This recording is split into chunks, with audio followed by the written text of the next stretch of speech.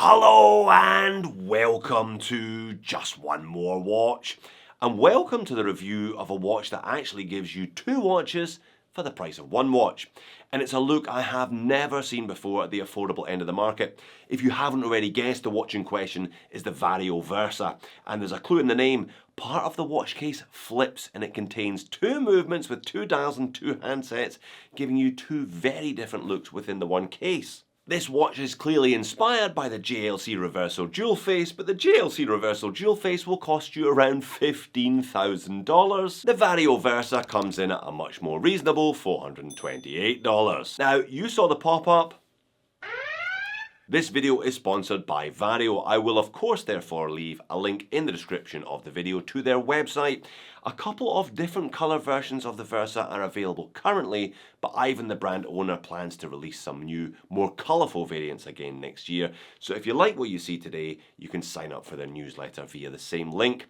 Now, this watch is not going to be for everyone. I appreciate that. It's a super niche piece, but it is most definitely one of the most interesting watches that I've looked at in a long time. So let's flip the camera and do just that.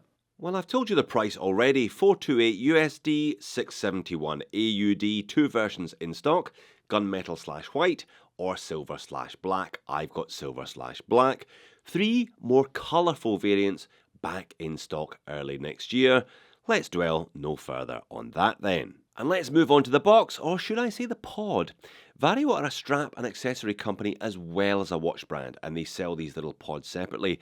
It is a somewhat inelegant way to transport a rather elegant watch though, but at least it's guaranteed to turn up in good shape.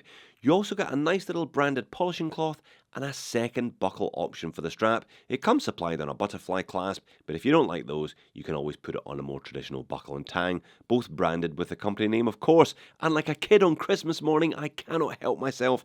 I can't wait to show you this watch's party piece. And there you go. Watch 1, and there you go. Watch 2. That took about 1.5 seconds. My mind has been blown. Model specific warranty card is a nice touch. 1 year warranty, but that won't be in the moans and niggles section today because that is standard for quartz. Alright, let's do that again. It's like a horological fidget spinner, this one. How do you feel on the day? Do you feel traditional Art Deco with a brushed silver dial with blue hands and Arabic numerals? Or do you feel super dressy, low-key white on black with minimal markings anywhere? The choice is yours, and you can make that choice every couple of seconds if you really want to. Now, this is not a big watch at all. In fact, I'll do some comparative wrist shots with a couple of other tank case watches later in the video. This one is 31mm in diameter. 12mm thick though, so that is the chunkiest dimensions here today, to be honest. It has a lug-to-lug of 39mm, 20mm between the lugs, and on the supplied vegetable tanned Italian leather strap with the butterfly clasp, it weighs in at 68 grams. You can take 2 or 3 off if you're moving to the buckle and tang. Water resistance is 50 meters. Both pieces of glass are flat sapphire with anti-reflective undercoating, and both movements are Ronda SlimTech 1062s. The case finish, as I'm sure you've already spotted, is lovely.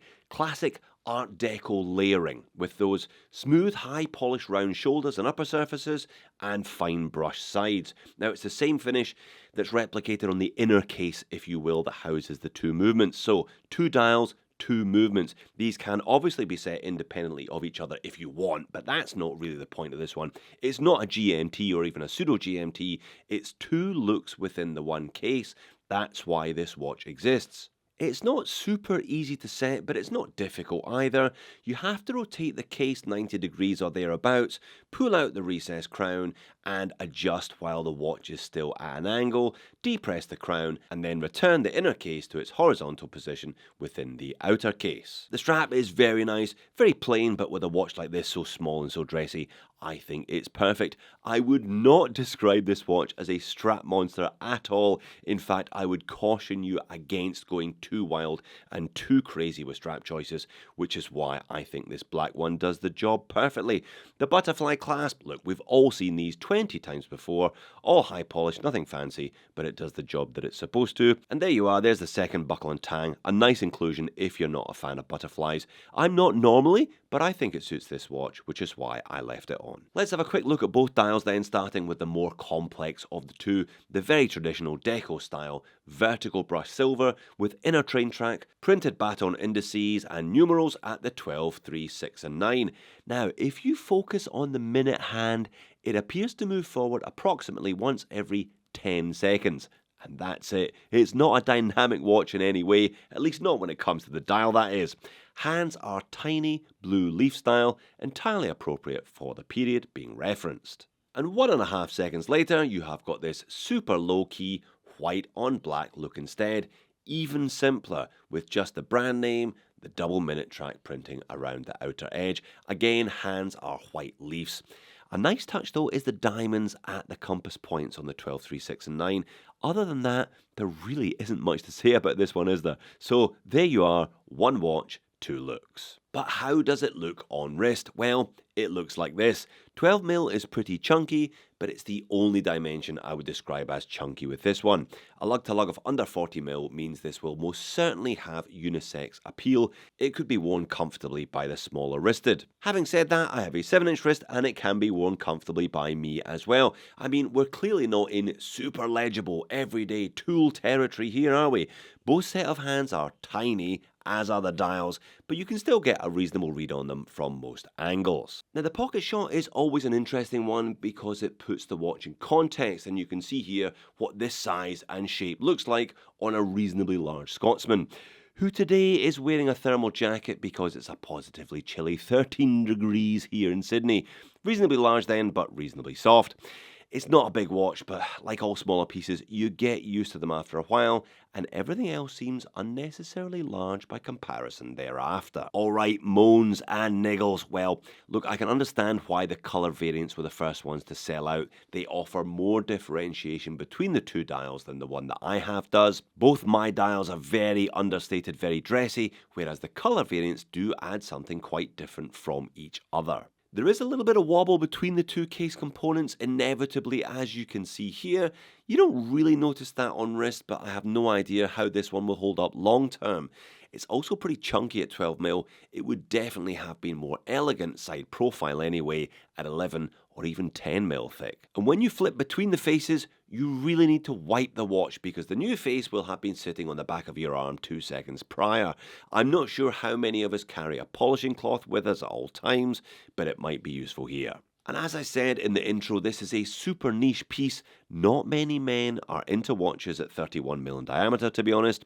Here is the VARIO next to the only two square case watches I have in my collection at the moment, both by Casio. The AQ800 in glorious gold and my Casio iTroll, the MTP M305. Neither of these could be described as large watches. Both of them are much larger than the Versa. And finally, the Ronda 1062 has a 6-year battery life, which is just as well because how do you change the battery? I'm guessing that the 4 screws in the corner of the silver dial are involved and the watch comes apart that way. Now, I'm fairly brave with modding, etc., but I'm not sure I would be happy to step into the unknown with this one.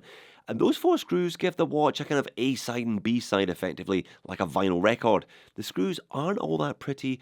I would personally have preferred them on the black side rather than this brushed silver side, which is the one I could see myself wearing most of the time. Now that could sound like a lot of complaints today, but none of them were particularly big, were they?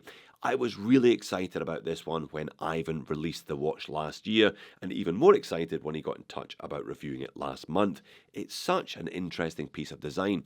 I have looked for an affordable reversal style watch before, but I could only find one on AliExpress that was more expensive than this one. So I can totally understand why these are mostly sold out. I'm sure the colour versions will be snapped up pretty fast when he drops them again early next year. So there you have it. If you are looking for an affordable reversal alternative, it's not a long list, is it? You should definitely have a good look at this one. It isn't perfect, but congratulations to Ivan for once again being a leader rather than a follower in the microbrand sphere. If you want to have a look at a couple of his other watches, click here or click here. Thank you for making it all the way to the end of the video. I hope to see you again in the next one.